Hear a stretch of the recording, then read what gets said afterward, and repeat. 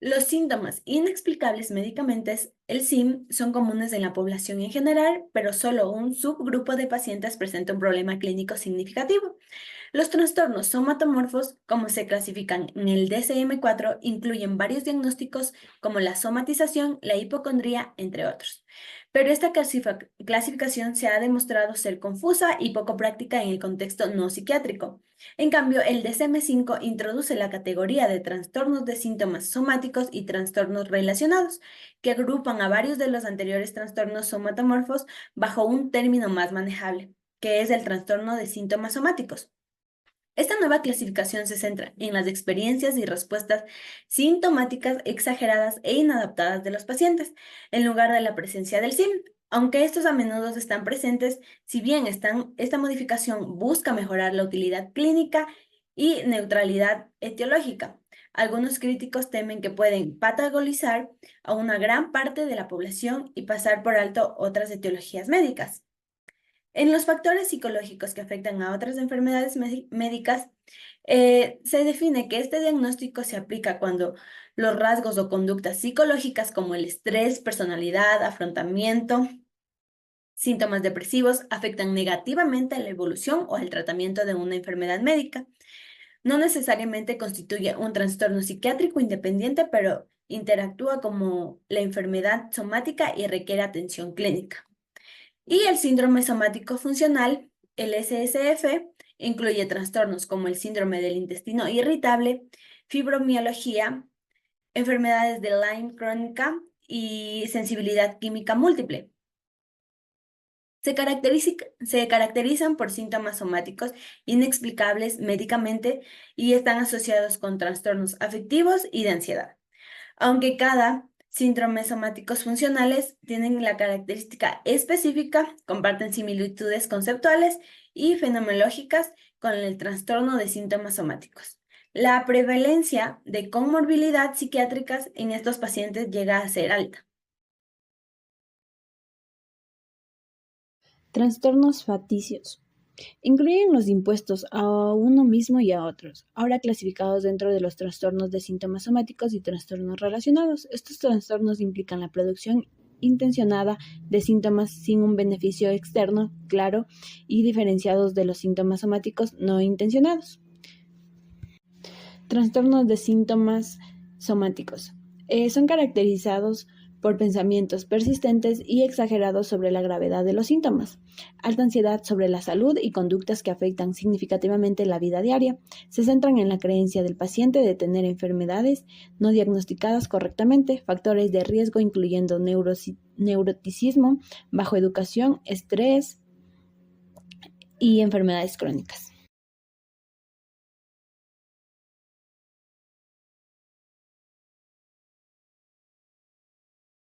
Trastornos de ansiedad por enfermedad. Afectan a individuos preocupados por tener o contraer una enfermedad grave sin diagnóstico. La ansiedad no se alivia con pruebas negativas y se convierte en parte de su identidad. Se diferencia del trastorno de síntomas somáticos por la preocupación excesiva sobre la enfermedad en sí.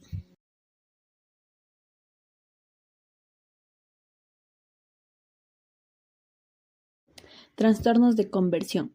Implica cambios en la función sensorial o motora sin base médica comprobable. Se caracteriza por síntomas involuntarios como parálisis o ceguera.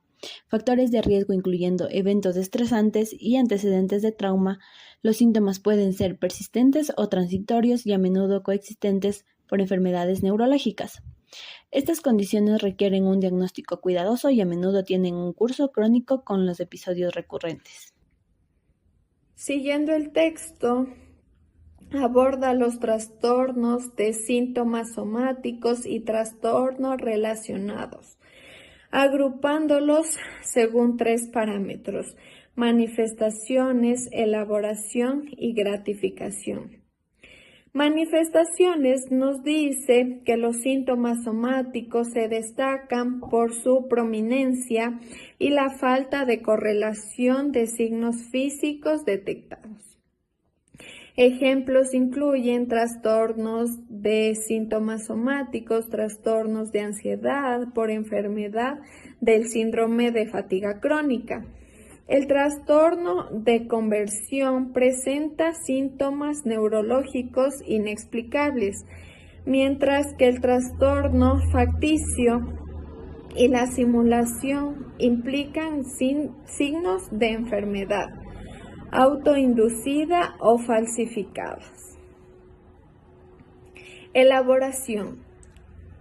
Esto es la diferencia entre síntomas auténticos y fingidos, considerando tanto los procesos conscientes como los inconscientes. Los síntomas de trastorno de síntomas somáticos y similares son genuinos, mientras que en el trastorno facticio y la simulación, los síntomas y signos se fabrican intencionalmente. Gratificación.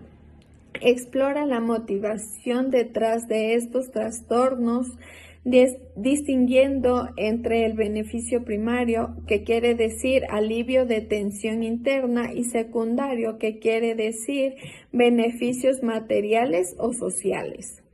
Los pacientes con trastornos somáticos buscan la gratificación principalmente a través del rol del enfermo, mientras que en el trastorno facticio y la simulación, los beneficios pueden ser tanto inmateriales como materiales. También aborda lo que es el tratamiento de los trastornos de síntomas somáticos y relacionados, que se enfoca en la conducta del paciente y posibles enfermedades concomitantes.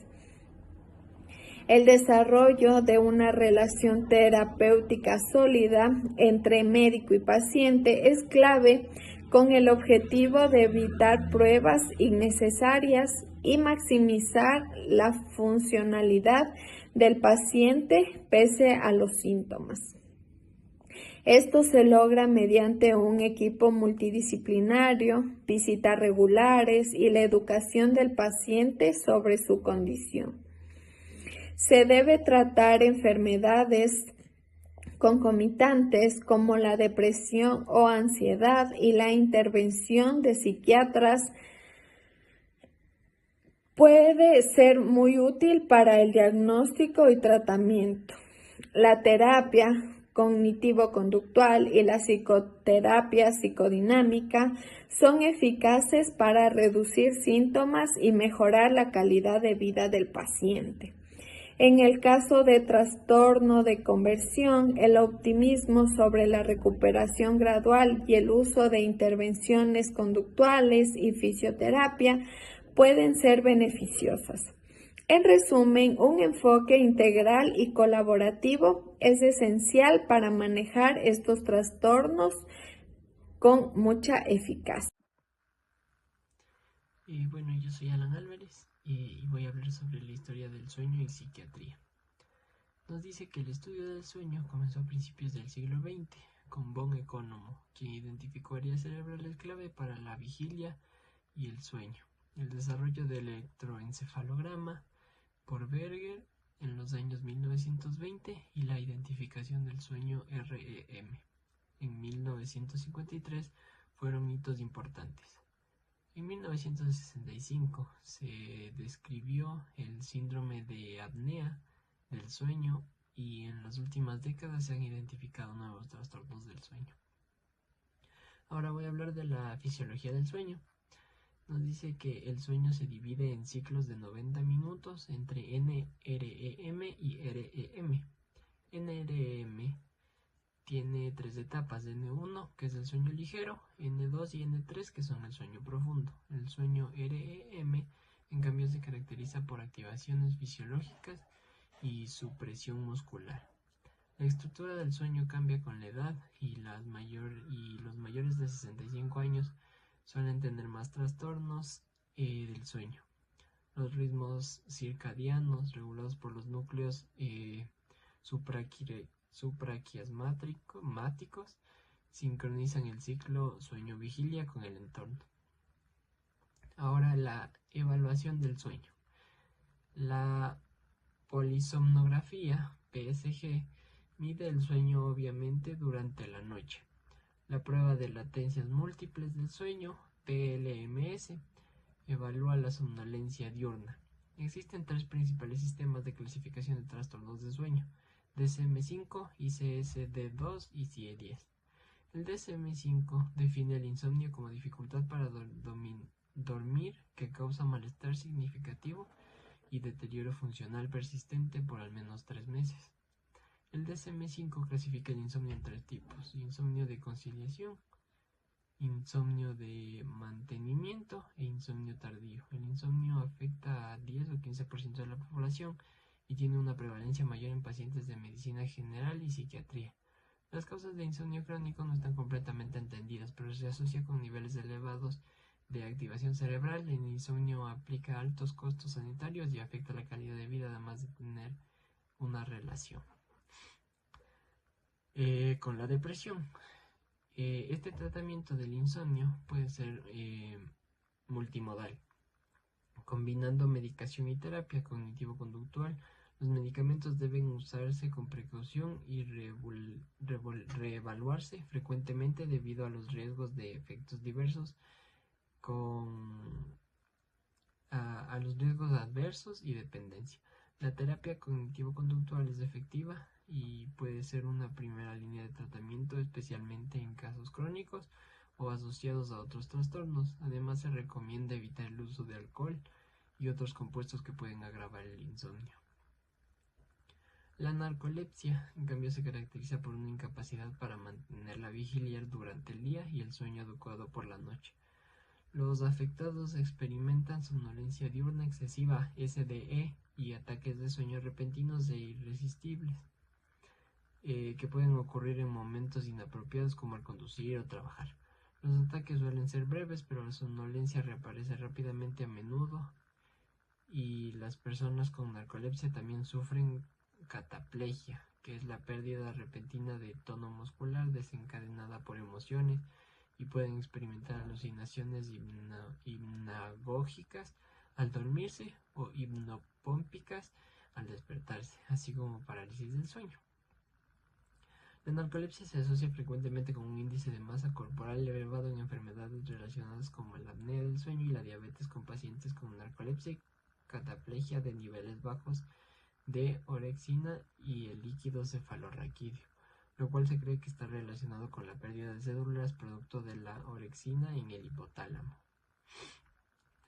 El diagnóstico realiza mediante la prueba de latencia múltiple del sueño, PLMS, que incluye una serie de siestas programadas y un estudio de sueño nocturno. El tratamiento para la SDE incluye siestas planificadas, modafinilo y otros estimulantes para cataplegia que se pueden tratar con antidepresivos que suprimen el sueño, REM, y con oxíbato de sodio, aunque este último tiene un potencial adictivo y efectos secundarios significativos. Además, la narcolepsia secundaria, causada por traumatismos, infecciones o neoplasias malignas, es poco común. La narcolepsia con cataplegia suele aparecer alrededor de la pubertad o en edades adultas entre los 35 y 45 años. Muchas gracias. Bueno, ahora yo les voy a hablar sobre los trastornos del sueño relacionados con la respiración: apnea obstructiva del sueño, apnea central del sueño e hipoventilación relacionada con el sueño. El texto nos dice que la apnea puede ser obstructiva, central o mixta. Un episodio de apnea obstructiva se define como el cese completo del flujo aéreo en la nariz y en la boca durante al menos 10 segundos. También nos dice que la hipopnea se define como la reducción del flujo aéreo mayor a 30%. La apnea central del sueño es la ausencia del flujo aéreo con ausencia concomitante del trabajo respiratorio, así en donde se mide mediante cinturones detectores de distensión alrededor del tórax y el abdomen. Los fenómenos de la apnea mixta combinan características centrales y obstructivas. También nos dice que la AOS es un trastorno de la respiración asociado con la obstrucción transitoria de las vías aéreas superiores durante el sueño. El PSG genera una medida dominada en donde el índice de la apnea hipopnea nos dice que es una gravedad de la apnea del sueño, suele estar marcada por el IH62, pero en el DSM-5 señala que la gravedad global también resulta informada por la cuantía de saturaciones nocturnas que sufrimos y la fragmentación del sueño. Los signos y síntomas clásicos de la AOS dice que son ronquidos, despertares con ahogos y apneas presenciadas por testigos como son nuestros familiares. Los síntomas asociados a la AOS son variados y abarcan cefalias matutinas, como son la boca seca, la nicturia, los descensos de lo líbido, problemas de concentración y reflujo ácido. Algunos pacientes con AOS están deprimidos y llegan a presentar deterioros cognitivos. Un claro ejemplo es la obesidad, en donde dice que es un correlato importante de la AOS. Un aumento del 10% del peso corporal en pacientes ya sufre una AOS leve, y en donde dice que si se asocia 6 veces más el aumento de peso, corre un riesgo de desarrollar una AOS moderada a grave. Y por último, los pacientes con AOS pueden tener una mayor propensión de sufrir diabetes mellitus de inicio adulto debido a la resistencia de insulina medida por la apnea y la respuesta de la leptina. Ahora les voy a hablar sobre el apnea central del sueño, en donde dice que el DSM-5 incluye 3 subtipos de apnea central del sueño, en donde son la idiopática, la respiración de Cheyne-Stokes, la apnea central del sueño concomitante con el sueño de opioides. Las dos primeras están asociadas a la respiración periódica, en donde son la hiperventilación alterante con hipoventilación, impulsada por anomalías de forma en la que el sistema de control respiratorio responde a la PCO2 sanguínea.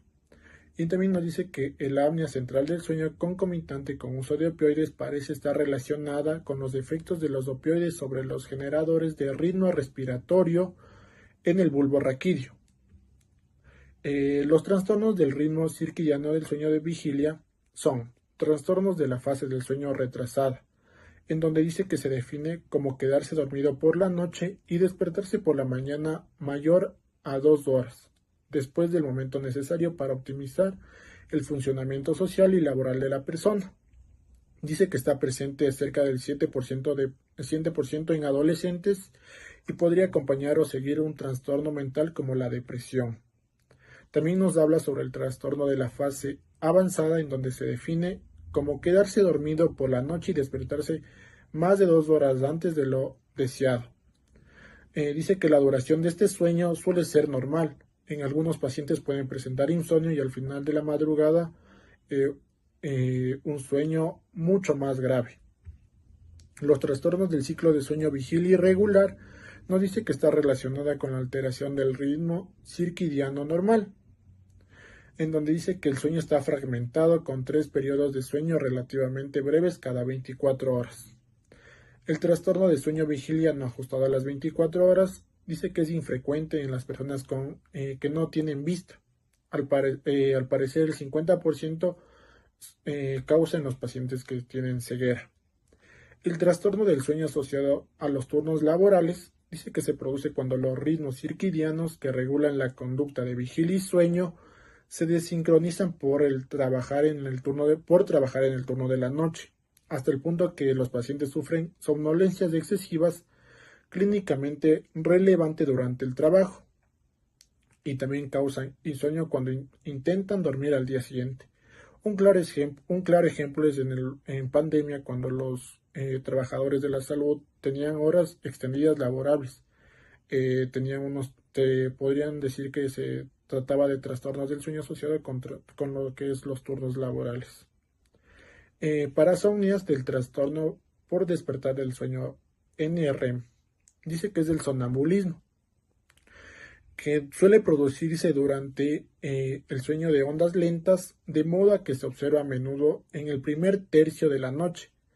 Los pacientes permanecen dormidos durante este episodio y tienen una mirada fija y vidriosa. Suelen despertar difícilmente y suelen estar confusos al despertarse sin recordar lo que sucedió. Las conductas pueden ser complejas e inapropiadas y a veces pueden ser violentas y peligrosas. En ocasiones los pacientes cambian de muebles, salen de su casa, es posible que se orinen en los armarios, abran la refrigeradora y tengan ingesta de alimentos o bebidas, y esto puede producir un atrancón. También nos dice que pueden hablar o estar gritando durante este sonambulismo, y dice que la mayoría de los casos este inicio de sonambulismo se da en la infancia entre los 8 y 12 años de edad.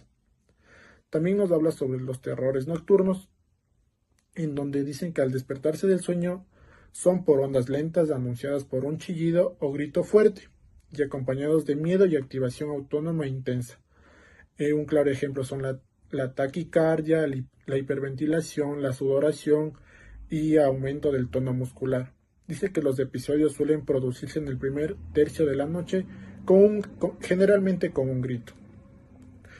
También nos habla sobre los trastornos de conducta alimentaria relacionados con el sueño o trastornos por atrancones nocturnos. Dice que se caracteriza por episodios recurrentes a la ingesta de comida y bebida al despertarse del sueño. El despertar puede ser parcial, con un recuerdo solo parcial o episódico, o tal vez completo, con recuerdos sustanciales en donde todos los casos de la conducta de ingesta de comida y bebida se experimenta como fuera de control o involuntaria. Los pacientes pueden consumir distintas cosas, a menudo alimentos ricos en calorías, pero en ocasiones ingieren sustancias no alimenticias, como son granos de café, colillas de cigarrillo o productos de limpieza como son jabones, shampoos, entre otras cosas, en donde dice que es frecuentemente en mujeres con antecedentes de sonambulismo entre los 22 y 29 años de edad. También nos habla sobre los trastornos de pesadilla o trastornos de ansiedad por los sueños, en donde nos dice que se caracteriza por pesadillas de repetición durante el sueño REM que producen despertares con un recuerdo detallado del sueño atemorizados. Los pacientes pueden seguir ansiosos y tener problemas al volver a dormir. Las pesadillas suelen aparecer en la segunda mitad de la noche y entre el 50 y 85% de la población tiene pesadillas ocasionales y tan solo el 2 y 8% de la población adulta tiene pesadillas con repetición. Las pesadillas que se mantienen durante 4 semanas después del acontecimiento podrían reproducir aparición de trastornos por estrés postraumático. Las pesadillas comienzan generalmente en una edad temprana en los niños de 3 a 6 años y alcanzan su frecuencia máxima entre los niños de 6 a 10 años. Los trastornos de conducta del sueño REM dice que los trastornos de esta conducta del sueño REM se caracterizan por la aparición de conductas durante el sueño REM que causan lesiones a la propia persona o aquella que la acompaña durante la cama o interrumpen su sueño. Los pacientes mantienen los ojos cerrados durante este episodio y pueden arrastrarse, saltar, correr en pequeñas distancias, en donde dice que es posible que griten o digan malas palabras, se rían, hagan muecas, se golpeen, den pataleadas y sacudidas, como un niño pequeño. Muchos pacientes dicen que los trastornos de conducta del sueño REM pasan a sufrir trastornos neurodegenerativos, como enfermedad de Parkinson, Alzheimer, demencia de cuerpos de Lewy y atrofia multiorgánica. También nos habla sobre el síndrome de piernas inquietas. Nos dice que el síndrome de piernas inquietas se diagnostica cuando los pacientes experimentan una sensación molesta, difícil de describir, sobre todo en las piernas, pero también a veces sucede en los brazos, junto a la necesidad de estirarse o moverse, que se producen al final de la tarde o al final de la jornada laboral, justo al momento de acostarse. Algunos pacientes refieren dolor claro o hormigueo, como un calambre o como que si se les hubiese dormido la pierna, mientras que otros describen como inquietud o una sensación anómala. Los síntomas del síndrome de piernas inquietas interfieren en la conciliación del sueño, porque los pacientes sienten que tienen la necesidad de levantarse de la cama y moverse para calmar esta sensación. También nos habla sobre los tratamientos del síndrome de piernas inquietas. Nos dice un claro ejemplo que se debe evitar el alcohol, especialmente el vino y la cafeína. Realizar ejercicio moderado también puede ser de gran utilidad. Cuando el síndrome de las piernas inquietas está causado por antidepresivos, es mejor la suspensión de opiáceos, en donde nos dice que resulta útil cambiar los antidepresivos y revisar la pauta de suspensión. También nos dice que la acupuntura tal vez nos pueda ayudar en algunos pacientes. También nos dice que los fármacos como es el pramipexol, el ropinirol, dicen que también nos ayuda, pero siempre debe de ser en cantidades leves, ya que puede desembocar a compras compulsivas, la ludopatía, la ingesta compulsiva de alimentos y la hipersexualidad. Todo esto tiene que ser consultado con un médico relacionado a estos temas de las piernas inquietas, como ya lo mencioné. También nos habla sobre los movimientos periódicos de extremidades durante el sueño, también como es en el ICSD-2. El trastorno por movimiento periódico de extremidades, anteriormente denominado mioclonia nocturna, Dicen que se caracteriza por la presencia de una serie de más o 4 sacudidas rítmicas de los tobillos o dedos del pie, también puede ser de la rodilla o de la cadera. Dice que se produce durante el sueño. Algunos pacientes pueden mostrar sacudidas similares de brazo. Dice que esto se puede ya considerar cuando las sacudidas dura de 0,5 a 5 segundos y sigue un periodo tranquilo. Según se diagnostica MPS cuando el promedio de salvas sacudidas a lo largo de la noche supera los 5 a 10 por hora. Las sacudidas se asocian a la activación cortical y autónoma manifestada por un cambio de frecuencias cardíacas, donde es posible que los pacientes despierten durante esta activación, pero a menudo simplemente pasan un sueño más ligero sin despertarse.